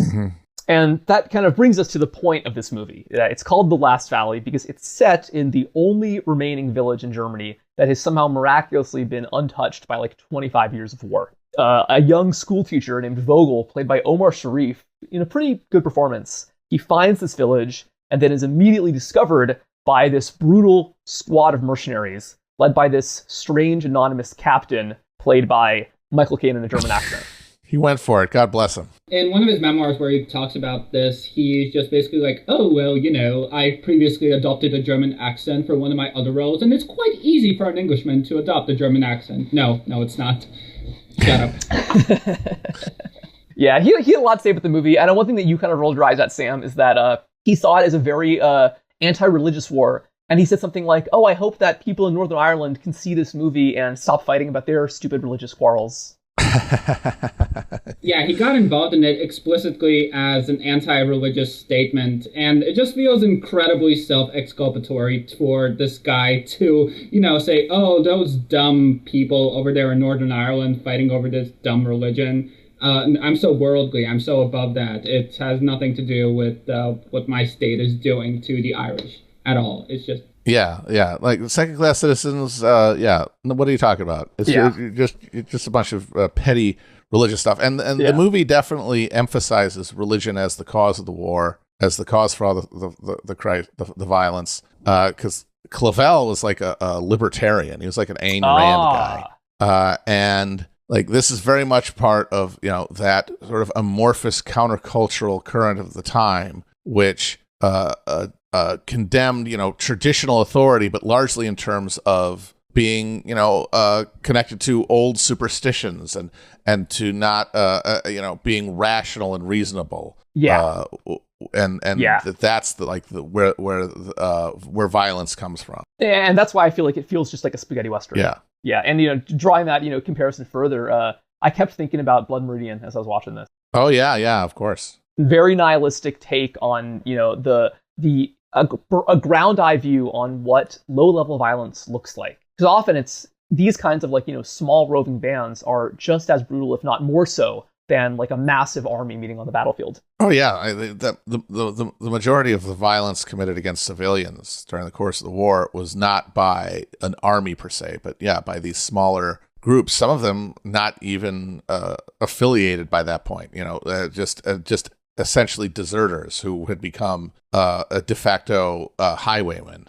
Yeah, and you absolutely see this here. And I think that a lot of the drama is pretty stiff, especially when it comes to the secondary characters that you meet. Like there's one like very virtuous young maiden who falls in love with the main character, and there's another woman who's much much less reputable in this town, who also is a secret witch, and she's intriguingly she's played by a Brazilian actress, which is kind of funny. But I feel like the kinds of drama that these characters get into, it doesn't seem that believable or that compelling. But I do respect the way they try to show the everyday human cost of this kind of a war.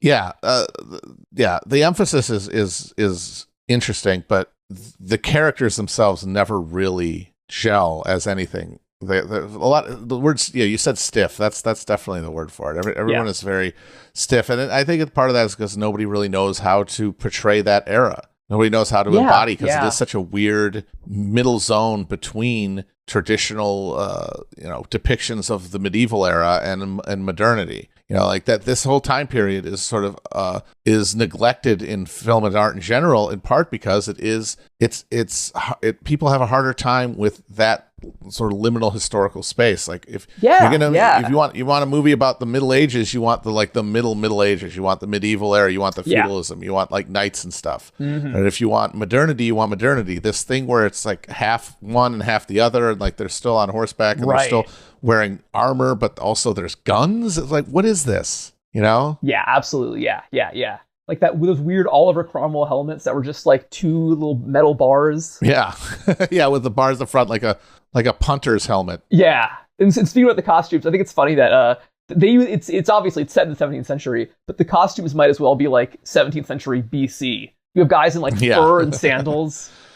Yeah, they're dressed like Huns. Yeah, it's great. Yeah. Well, that's what James Clavell is a notorious Orientalist, so maybe he thought that like he'd start with his foray into the East by beginning with the Hun. Yes. Yeah. Well, it's basically talk about the movie. The closest thing to a real antagonist in the film is not Michael Caine's character. He's more of almost like a sort of a quasi mentor type figure, I would say, for Vogel, or not really a mentor, but he's not the villain here, because the antagonist is this very stereotypical kind of wicked priest character who's very flat, probably most remarkable because he looks a lot like Mark Hamill, and his whole thing is that he really dominates the town. He takes indulgences from people. This is not from the book at all. This is added for the film, but I think this was just James Clavell's, like you said, his nod towards this kind of base anti-authoritarianism. Yeah. Like, oh, if the most powerful person in this town is the spiritual authority, we have to show that this spiritual authority is wrong. Yes. Yada yada. Yeah, and that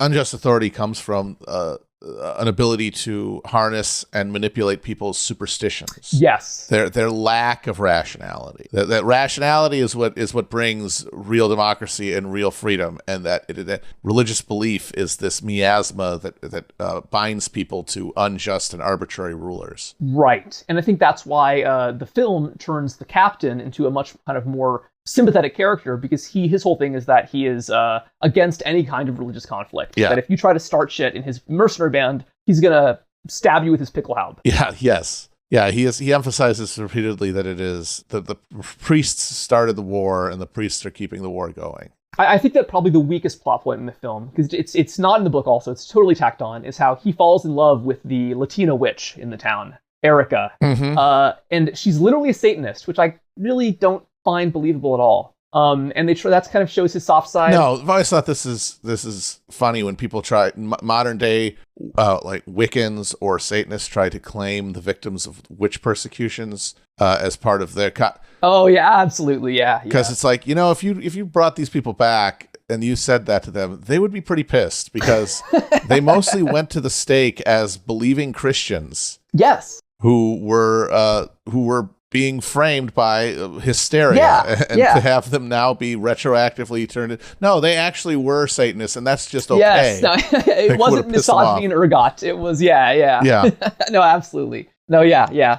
And that's why, and again, that's why it feels kind of like a spaghetti western. It's a work of art that isn't that serious. It feels edgy in a way that's a little bit juvenile. And I think that the scenes of the depiction of violence is somewhat shocking, but it does seem a little voyeuristic and pornographic.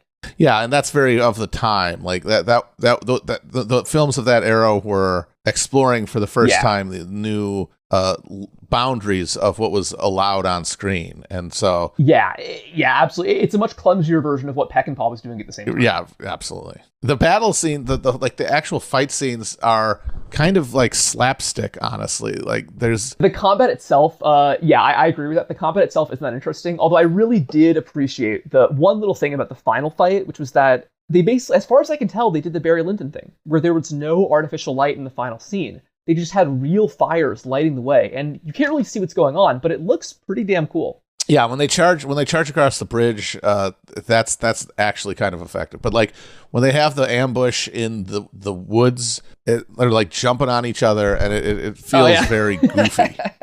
Yeah. Yeah, the fight opens with a guy getting shot out of a tree. Yeah. You see like a 10-year-old kid jump off a horse and shoot someone. You know that this movie was supposed to be 4 hours long, and Sam and I disagree with this point, but I think it's very good that it wasn't. Yeah, I get the sense that it was the second half was way too rushed for all the character building that happens in the first half. It's just they just go at 2 times the speed for the second half because clearly Clavel, he had a grand artistic vision that unfortunately he wasn't able to bring to its full culmination. I think it would have been a far superior product if he had time to, go the roadshow route, make it a 4-hour-long movie. Yeah, but what do you think, Matt? Well, I mean, yeah, a lot of the stuff that's in the movie makes me be like, I wouldn't want more of this. But I also definitely get the feeling of the rushness and of the perfunctory nature of a lot of the plot elements. And I could see them being more effective if they were allowed to breathe a little more, for sure. Mm-hmm. Yeah, if you actually look at the character of Erica, the witch, why is she who she is, And also, I think a lot of the plot itself in the middle half just seems very tedious. I feel like they could have landed on a better dramatic core than fighting over whether to move a shrine. Come on, that's not that. The whole shrine thing is oh my God. It does not work. Not at all. As the instigating, the stakes are very unclear. Yeah. The sides are unclear. It does not do the job it's supposed to do there. Yeah. But it's very fitting that it's this question of a religious shrine that animates the conflict because that's the whole point Clavel's trying to make about the war, which is reductive and not honestly a real accurate representation, and a kind of fitting that the attempt to do a small scale allegorical reflection of that is similarly unsatisfying. Yeah. I did it's a kind of a cheesy moment, but I did like the part where Vogel fakes the vision, where Omar Sharif convinces the people that, oh no, actually the Virgin Mary wants us to move this shrine. But everything leading up to that was just put me to sleep. Yeah. You had some thoughts on the Vogel character, right, Sam? Because he was kind of interesting. This wayward school teacher. Yeah. I honestly finished the movie feeling like he's supposed to represent a sort of wandering Jew type, but in a more positive sense. I don't know if I don't know if the character was meant to be Jewish at all, but I do feel like the implications of this war and anti-Semitism is something that it's been explored by some writers, especially Guts Ali, but doesn't really come up that much in the Wilson and Wedgwood text that much. It's actually that actually is interesting. You don't see organized violence against Jewish communities as a big part of the war. Yeah, no, not at all. The one thing that does happen is that the Jews are basically extorted to pay for more of the war than their population would have. Frederick was very unfair assumed. that way. Yeah, they would be like, okay, we gotta, we're gonna squeeze some more out of the Jewish, the shtetl to pay for this. But there was not, because the religious violence was in this context able to be directed at your fellow Christians. So much more satisfying. I think Vogel is like he's there to be a Jew to the same degree that the modern Western subject is sort of Judified, right? Because you're not part of this religious paradigm. We are all by the 70s. We sort of are all that rootless figure, right? And that's back in Wolf Hall, the character of Thomas Cromwell is very Christian, but people are constantly anti-Semitic towards him because they assume that if he's not part of the system, he must be this Jewish outsider. Yeah. So Vogel stands for, he's the most modern character in that respect, because while the captain has a very modern view of religion and the war, he is still allied to that warrior ethos. The condition of mankind is warfare, and we must just embrace that to survive. Which Sharif's character clearly is horrified by and has attempted to transcend through a life of the mind. So he's very much the most audience stand-in character. Yeah, and it's just very interesting that ultimately you can tell that mindset doesn't get him anywhere. At the end of the movie, he's at the exact same place where he was at the beginning, except now he's actually venturing out into the wilderness when he could have very easily stayed in this village, more or less cloistered from the violence. And I just don't really understand. It's like Shane, but he never helped anyone. Yes, exactly. He's like, he's Nimoy in the Simpsons episode, just teleports away. Yeah. Well, I know you use some more general questions, right, Sam? While we have Matt. Yeah. So we have with that we'd try to get into some more hypotheticals towards the end here, do many hinge point segments, so to speak. Mm-hmm. The Swedish phase of the war was, of course, the most destructive. It was the most violent in terms of scale. And while I was doing research for this episode, I was really thinking that Sweden was tiny in and of itself. It only had 1 million people at the time, but nevertheless, it was really a force to be reckoned with. What do you think would have happened if Sweden had been able to maintain that momentum, and how would they have gone about that? I think Sweden, I don't think Sweden was ever going to be able to really assert the permanent power projection that they were going for. Their relatively flat social structure and their weak aristocracy allowed them to do a lot of innovative military and bureaucratic stuff. They're the only force in Europe that actually is able to do conscription of their own population rather than rely on mercenary captains to fill the ranks of their army. But the downside for that, though, is that in a country that, relative to these other European powers, is very sparsely populated, the actual population gets decimated by the war. Oh. In some districts in Sweden, up to 40% of the male population over the course of the war is killed. By the end, they're 15-year-olds are filling the ranks. Yeah, it's like Paraguay numbers. Yeah, and that, there was no way that Sweden's ability to continue being a military power was not going to continue to drain the population basin in this place, and then you have the fact that they're locked in this matrix of conflict with Poland and Russia. That I think means that even if Gustavus lives, the Swedes are eventually going to recede back, because you have all these states struggling to assert themselves in this context. Some of them are able to fight above their weight for a while, but eventually the larger demographic trends end up pulling them back. Like even the Dutch end up being brought low. Not obviously they are not destroyed or anything. They maintain their position as a wealthy Western European power, but their hegemony is short-lived, not entirely because of their relatively small size and population. Yeah. But that is something that is always working against their long-term effectiveness. Yeah, and speaking of the Dutch here, another counterfactual, why do you think the Spanish were so insistent on keeping their conflict with the Dutch separate from this broader conflict? Because you think it would honestly make things easier if they could have just merged that shit, but they deliberately chose not to, which I find very interesting. Well, they kept trying to. It's just that the Austrians didn't want to do that, is my understanding. Okay. Yeah, that was the thing, is that the Austrians had no interest in expanding their share of the conflict, because they felt that they were fighting for their own lives there, so they didn't have any, and then they didn't have a direct interest in the outcome in the Netherlands either. I do think it's kind of crazy though that it's kind of a bag fumble that the Austrians let their cousins get away with taking the Spanish Netherlands, because I feel like if that was part of Austria, that would have made them in a much stronger imperial position, right? Certainly, yeah. But blame Chuck V on that one. Yeah. Another question, August, we talked a little bit about the role of France after, and how, as you pointed out, which is, if you could kind of expand on this, how France emerges as a continental power at the end of the war. Louis XIV walks on like it's like the end of a play. He becomes king right as the war's ending. But then it's not really a prize worth having, you were saying, right? Because that kind of continental hegemony doesn't really matter the way it used to. Yeah, because there's this new possibility that goes from possibility to reality of global trade power, and colonial domination that makes the control of European territory kind of beside the point. Like the amount of acreage that could be accessed for resources in the New World just dwarfs what's available to be fought over in Europe.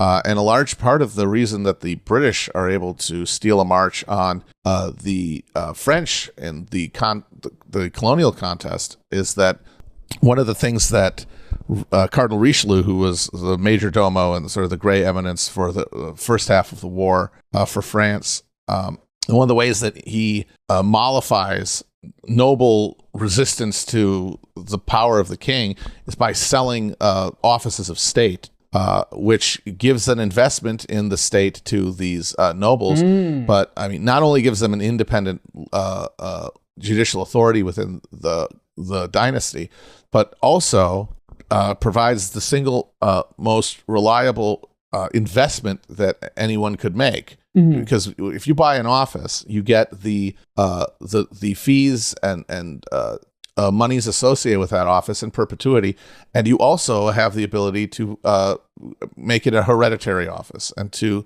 ensure it as basically a permanent investment line for your family. And so so the money that capital holders in France have to invest invariably goes to these offices.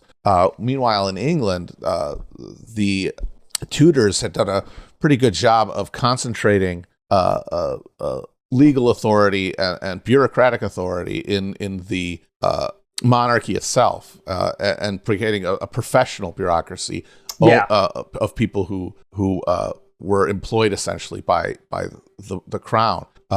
And so when people want to invest money, there's much more willingness to invest in the speculative process of these colonial holdings, which means that there's a lot more money going into the colonial project from England than in France, which has the result of making this vastly more effective and profitable colonial sector. Yeah, like the French just didn't have the juice for it, especially like in the Caribbean. I know they had to call in help from the Knights of Malta to colonize the Caribbean. They didn't have the juice. Yeah, they had no juice because they never really had the agricultural revolution that the British did either, and that's also key to their eventual domination.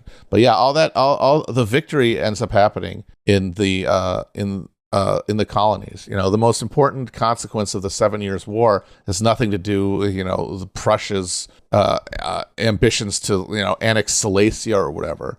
It's French Canada being annexed by the English. Well, speaking of Prussia, that kind of brings me to another kind of closing question, which is that this war is always depicted as a tragedy, which obviously it was for 99% of the population. But I'm curious, were there any princes or even like segments of the population, like merchants, for instance, types of people whose lives improved because of this war, or is it just a common ruin? Merchants in places that were outside of the war zone did very well. I mean, the Amsterdam burghers are probably the number one victors of the conflict itself. Because Amsterdam was well beyond the front line for basically almost all of the 80 Years' War.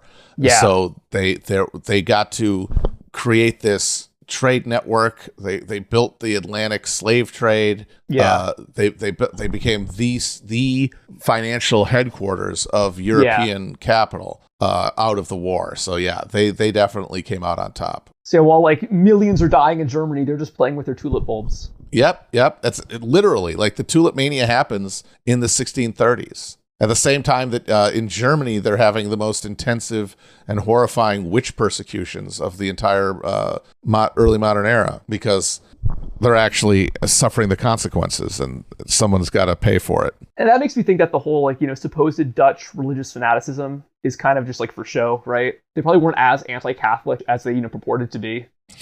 Well, they have a fascinating religious schism in Amsterdam within the Calvinist confession. But so in 1609, there's a 12 years truce between Spain and the Dutch, where the northern provinces, which had fought off the Spanish and had de facto independence, agreed to stop fighting with the Spanish, who still held the southern Spanish Netherlands, what's now Belgium. It was an acknowledgement that neither side was going to win in the moment, and so it was to both sides' advantage to stop the war. But almost as soon as the treaty is signed, there becomes a very vehement pro-war side in the United Provinces, led by the House of Orange, which was the preeminent military authority in the area, but also refugees from southern Netherlands who were hoping to get their property back by those areas being taken. God, you always see that. That's like a universal constant, right? The evicted ruling class pushing for another war. Yeah, but also people who had made a lot of money profiteering off the war also were invested in getting the war back on its foot. Yeah, and they were opposed by a faction who saw peace as good for business, and they were the Amsterdam burghers among paramount. The conflict, though, between these two sides was not fought on the question of the war. It was instead fought, like all meaningful questions at the time, was fought on religious grounds. Yeah, it was thanks to a Dutch theologian who called himself Arminius, who decided, the strict Calvinist predestination thing, I don't know, man. I don't know. Maybe works have something to do with it. Like maybe there is like a virtue ethic that you have to carry out to like be a good Christian. And this becomes a challenge to Orthodox Calvinism. And these two sides end up going to war in broadsheets and in pulpits over these questions until there is essentially a coup where the Arminians are the leading ones are arrested, and the leader of the Arminian, and also the guy, not coincidentally, who had negotiated and signed the 1609 treaty, John van Oldenbarnevelt, is executed, and the Orthodox Calvinists are affirmed. And you see in that the nascent split in like the bourgeois psyche that we're still living with. It is the dueling conceptions of a Protestant God among those who understand capitalism as transactions in civilized environments, and those at the knife's edge of conquest, domination, that make the actual the sinews of capital happen and accumulate it, and how those two lifestyles demand differing understandings of God's will. And you've spoken a lot about the unique derangement of American Protestantism, and I guess it seems like you're seeing the seeds of that right here. Yeah, absolutely. Yeah, like they fight over it in the Netherlands for a while until they end up dealing with it by having their very advanced religious toleration, that nobody else in Europe had at that time. Yeah, that's what, Spinoza, Jewish guys were able to hang out. But in America, that conflict was managed largely with a spatial fix, where New England Puritanism becomes eventually a Congregationalism and then secular liberalism. Yeah.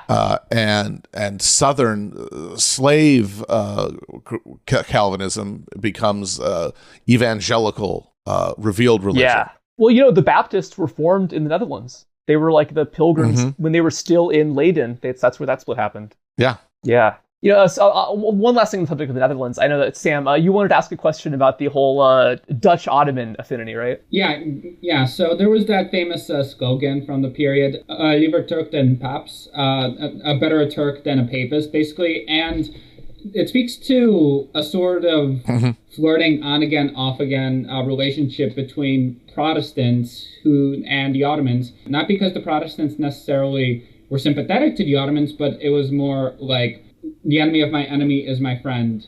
So one of the really underexplored threads of the 30 Years' War in general is the Ottomans, because they kept flirting with the idea of sending troops, but then ultimately deciding not to because Persia was starting to war on their eastern frontier once again. So is your podcast going to cover the Ottoman influence or lack thereof in the 30 Years' War? Well, we mostly keep the Ottomans out of it and bring it back at the end to point out that, like, another reason that they didn't intervene is because they were suffering from the same climactic crisis that Europe was. Like, during the same period of the 30 Years' War, there are a succession of coups, counter-coups. One sultan is deposed twice, two others are executed during the same period, because the crisis is also there. The crisis is everywhere.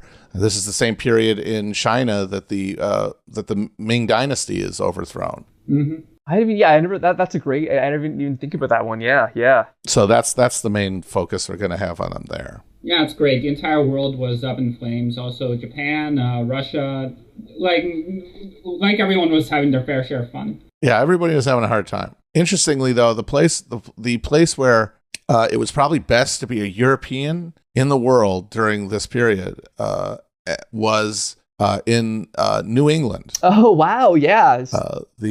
By this point, the New England colonies are thriving. Yeah, we just did an episode on the Pilgrims, basically, and we're going to follow it up with kind of the later 17th century New England history. And they were really up to some. Yeah, they were doing great. Yeah, because they were able to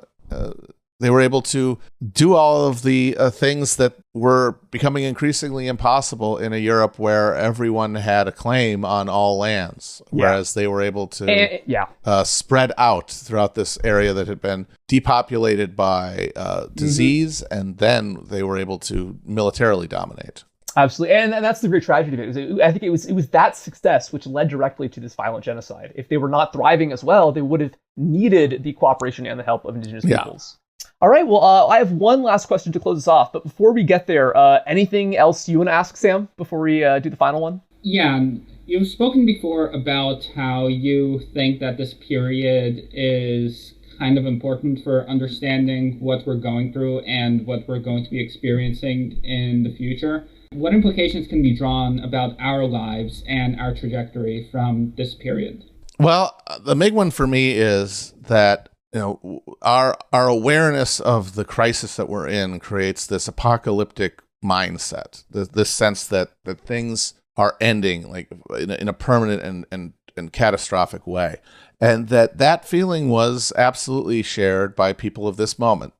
They were putting it in religious terms, a language that we have lost, but their understanding of the precarious nature of the moment was also was existed and was transmitted socially. And it was a horrifying, disaster that befell these people. But while they were experiencing it as this religious apocalypse, below the surface of their ability to recognize that new structures were being built, new accommodations and new mechanisms were being forged, and that they would survive this, and that humans would survive this to come to a new accommodation with the world around them. And I think what's important to remember is that that's also happening now, even if it is impossible by definition to observe and to experience.